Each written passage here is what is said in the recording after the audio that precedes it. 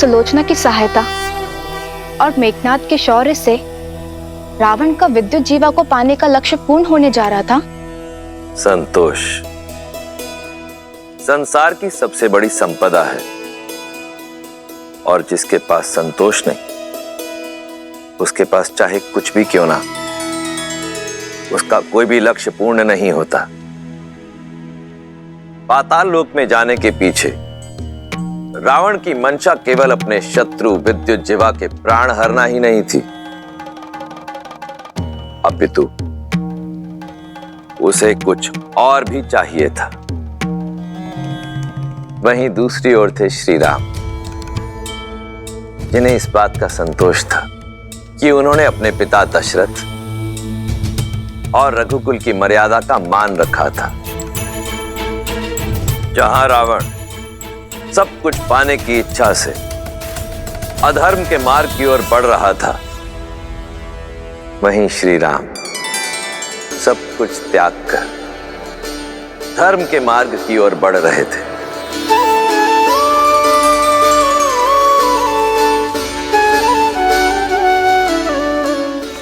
केवट ये है हमरे दशरथ नंदन श्री राम, और ये है सीता माता।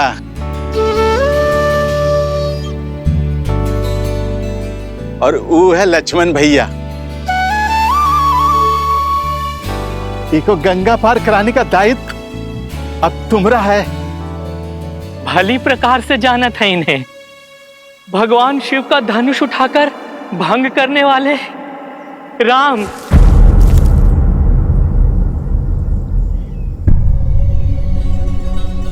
ये क्या अनर्थ कर रहे हैं आप केवट भैया? अपने जीवन में अर्थ भर रहे हैं प्रभु। आपने अपने पिता के वचन का मान रखने के लिए वनवास ले लिया। ऐसे पुत्र का चरण स्पर्श करना तो पुण्य का काम है प्रभु। नहीं केवट भैया, मैं आपको चरण स्पर्श की अनुमति नहीं दे सकता। काहे प्रभु? आपके चरण स्पर्श काहे नहीं कर सकते हैं? हम छोटे कुल के हैं, इसलिए।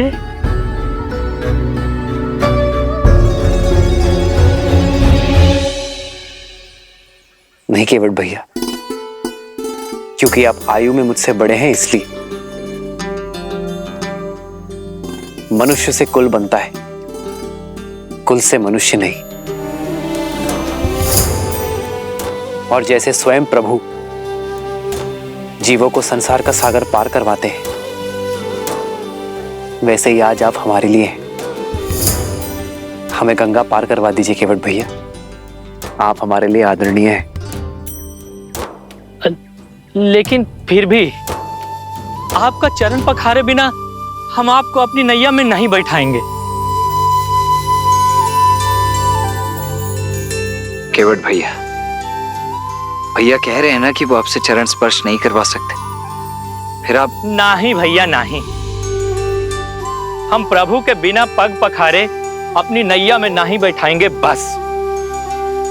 ये हट का कोनो कारण तो होगा केवट? अरे बहुत ही बड़ा कारण है निषाद राज। इनके चरणों की धूल में माया है, माया। पाथर की मूरत को पांव की धूल लगी तो वो स्त्री बन बैठी।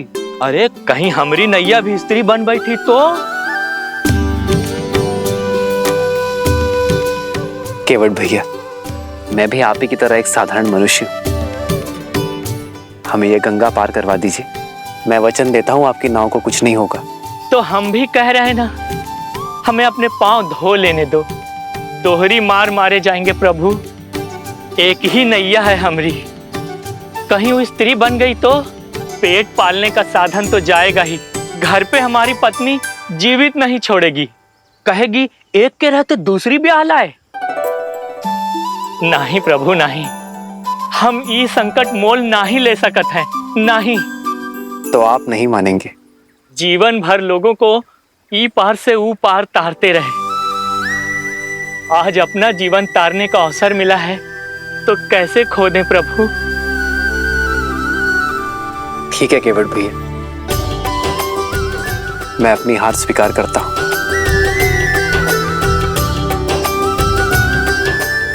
आइए प्रभु, आइए।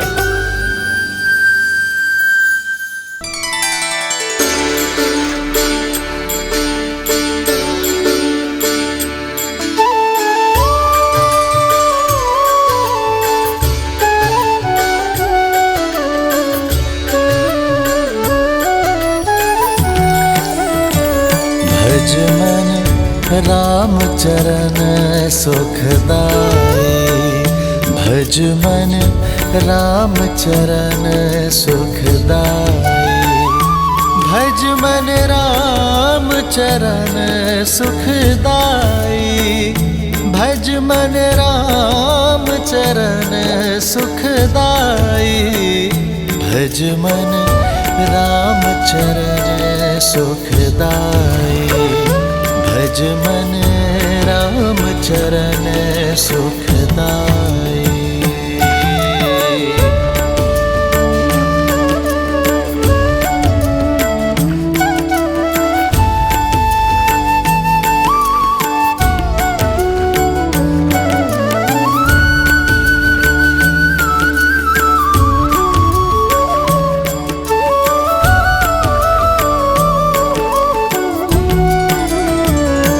भजु मन राम चरण सुखदाई, भजु मन राम चरण सुखदाई।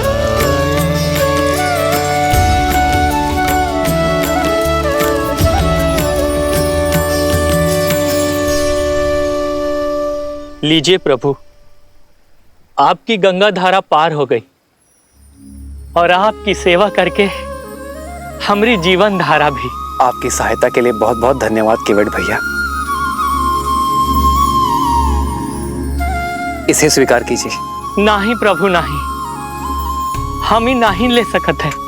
लेना तो होगा केवट भैया, ये कार्य आप अपने परिवार के लिए करते हैं, पारिश्रमिक तो लेना होगा। प्रभु, कुछ कार्य परिवार के लिए नहीं, आत्महित के लिए किए जाते हैं प्रभु। एक बड़े भाई की भांति आपने हमारी सहायता की है।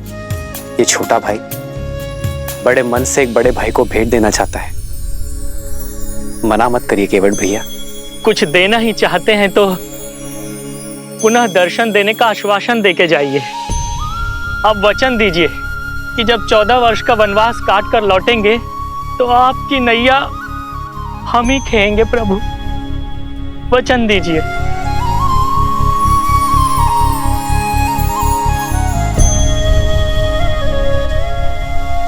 महादेव ने चाहा तो यही होगा।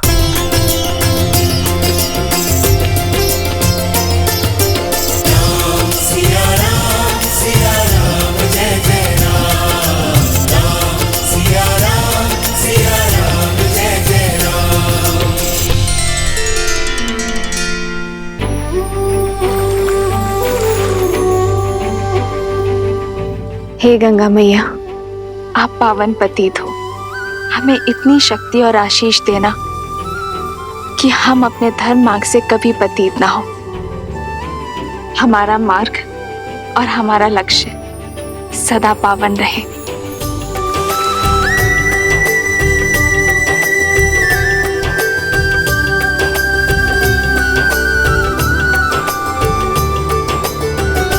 आओ सीता।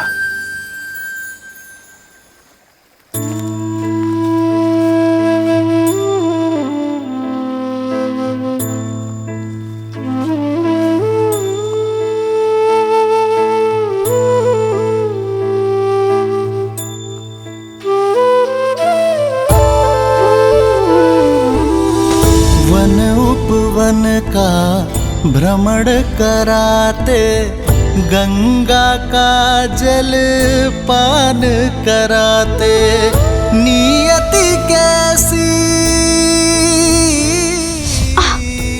सीते। कैसी विपदा लाई, नियति कैसी विपदा लाई। राम सिया राम जय जय राम, राम सिया राम जय जय राम, राम सिया राम जय जय राम, राम सिया राम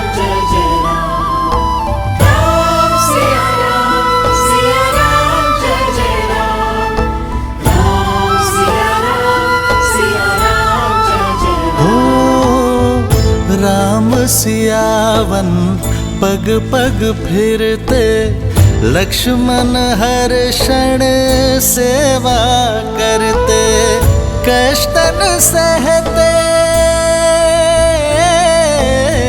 कष्टन सहते श्री रघुराई, कष्टन सहते श्री रघुराई।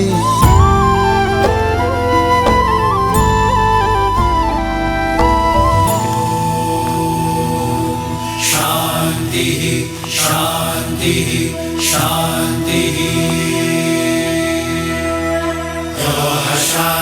शांतिरन्तरिक्ष शांति पृथ्वी शांति प्रणाम। आप लोग कौन हैं? महाराज दशरथ का पुत्र राम। कुमार राम? नहीं, सन्यासी राम। ऋषि भारद्वाज की दर्शन अभिलाषा से आया हूं। स्वाहा कीजिए गुरुदेव, कुमार राम आए हैं। श्री राम श्री राम श्री राम श्री राम श्री राम श्री राम श्री राम। प्रणाम ऋषिवर। आयुष्मान भव।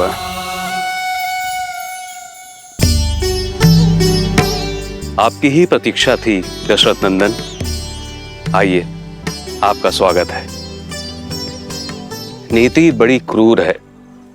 विश्वास नहीं होता कि मेरे परम मित्र, धर्म के अनुयायी महाराज दशरथ के हाथों इतना बड़ा अन्याय हो गया। पिताश्री ने कोई अन्याय नहीं किया ऋषिवर। मेरी ही इच्छा थी कि रघुकुल की मर्यादा के साथ न्याय हो। मेरी ही अभिलाषा थी कि आप जैसे परम संतों के दर्शन का सौभाग्य मिले। स्थित प्रज्ञ हो तुम राम। तुम्हारा यही गुण तुम्हें विशेष बनाता है। अशुभ में भी शुभ ढूंढ लेते हो। तुम्हारा ये धैर्य, ये संयम शब्दों से परे है। कहो राम, धर्म की इस यात्रा में मैं क्या योगदान दे सकता हूं? अपना मार्गदर्शन देकर ऋषिवर। आप वन वनस्पति और वन जीवन के ज्ञाता हैं। हमें एक ऐसा स्थान बताइए जहां हम 14 वर्षों का वनवास काट सके। कहीं और क्यों जाना राम? चाहो तो 14 वर्ष का वनवास यहां बिता सकते हो। इस कृपा के लिए आभार, किंतु आपकी सेवा करने का सुअवसर मेरे भाग्य में नहीं है। ऐसा क्यों राम? प्रयाग की ये पावन धरा तो सोए भाग्य को भी खोल देती है। निसंदेह ये स्थान अलौकिक है, पावन है, किंतु अयोध्या के निकट है। यदि अयोध्या वासियों को हमारे यहां रहने की भनक लग जाए तो वो हमसे मिले बिना नहीं रह पाएंगे ऋषिवर, और इससे आपके आश्रम की शांति भी भंग होगी और मेरा उद्देश्य भी पूर्ण नहीं हो पाएगा। इसलिए आप हमें एक ऐसा स्थान बताएं जहां एकांत का संतोष मिले और ऋषियों की सेवा का सुख भी। तो फिर दंडक वन की ओर जाओ राम, जहां तुम्हें ऋषियों की सेवा का अवसर भी मिलेगा और उन्हें सताने वाले, उनकी साधना में विघ्न डालने वाले राक्षसों के अंत का पुण्य भी। जिस प्रकार तुमने वन को ताड़का के आतंक से मुक्त किया, वैसे ही दंडक आरण्य का भी उद्धार करो। मैं अभी तुम्हारे लिए मानचित्र बना देता हूं।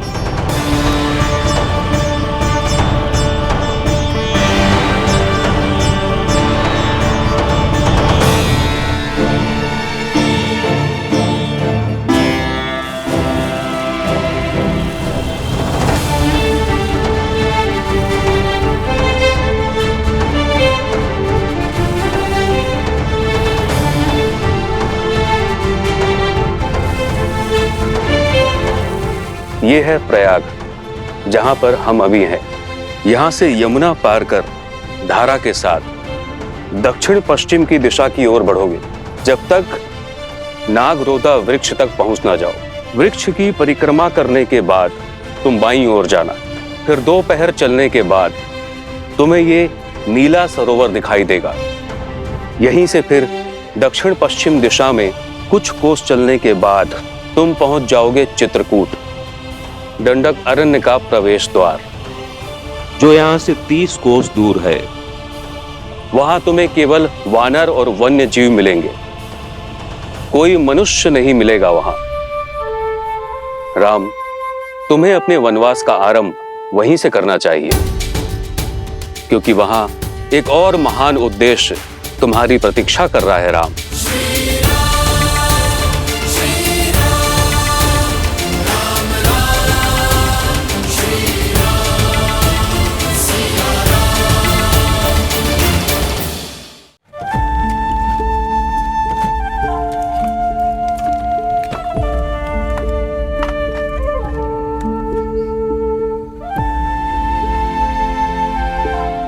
नौका तैयार है श्री राम।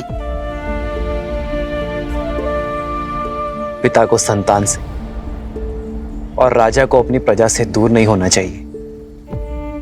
जाइए निषाद राज, आपकी संतान, आपकी प्रजा आपकी प्रतीक्षा कर रही है।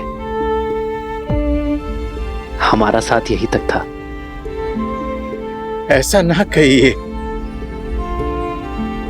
ये वन जितना सुंदर दिखत है उतना ही जटिल और घातक है। हम यहाँ पले बड़े हैं, हमको आपका मार्गदर्शन करने की अनुमति दीजिए। हमसे यही सुख ना ही छीनिए श्री राम।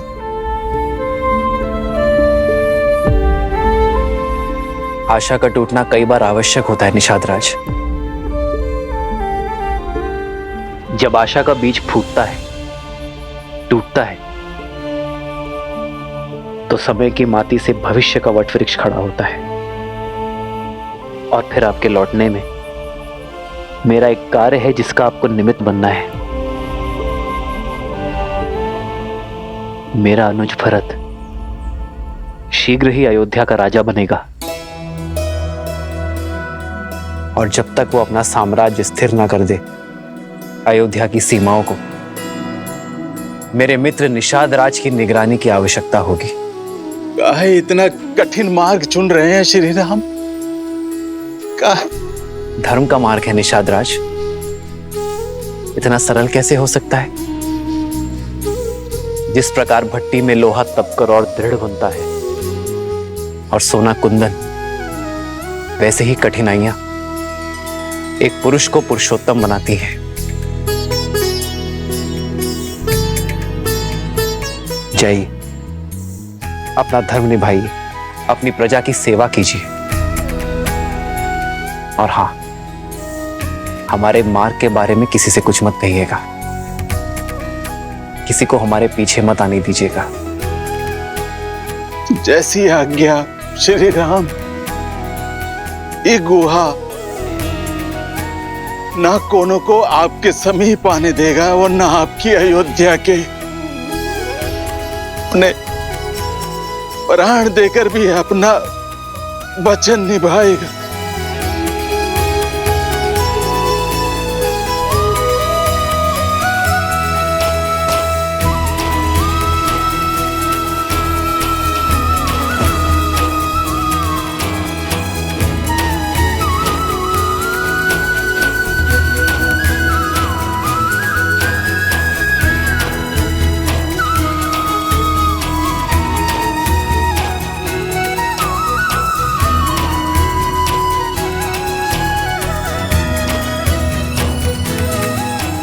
आपका बहुत बहुत धन्यवाद निषाद राज।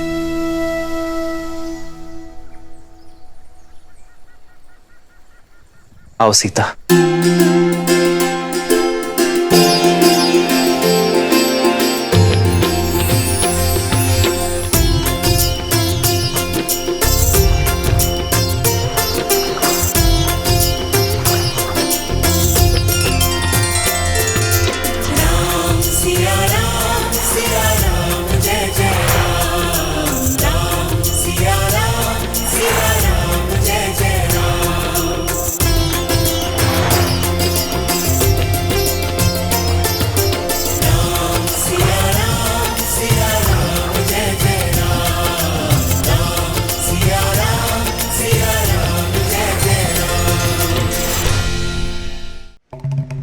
महादेव, ऋषि भारद्वाज किस उद्देश्य की बात कर रहे थे? ऐसा क्या होने वाला है चित्रकूट में श्री राम के साथ? देवी, श्री राम की चित्रकूट यात्रा का उद्देश्य मैं उचित समय आने पर आपको अवश्य बता दूंगा, परंतु अभी आप धैर्यपूर्वक ये सुनिए कि पाताल लोक जाने के पीछे रावण का मुख्य उद्देश्य क्या था।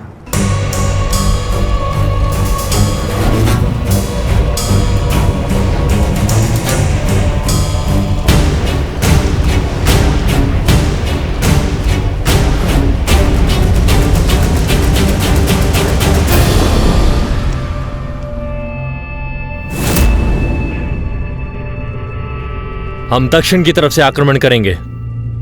एकदम चुप कर।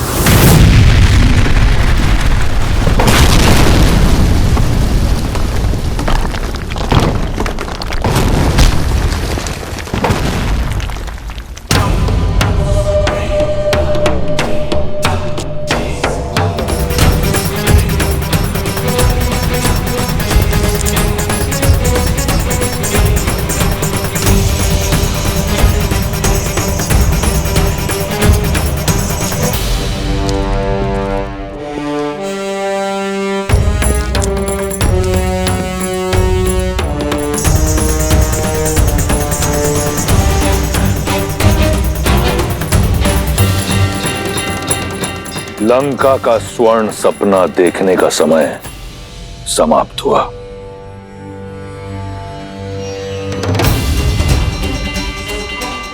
मार डालो इन सबको।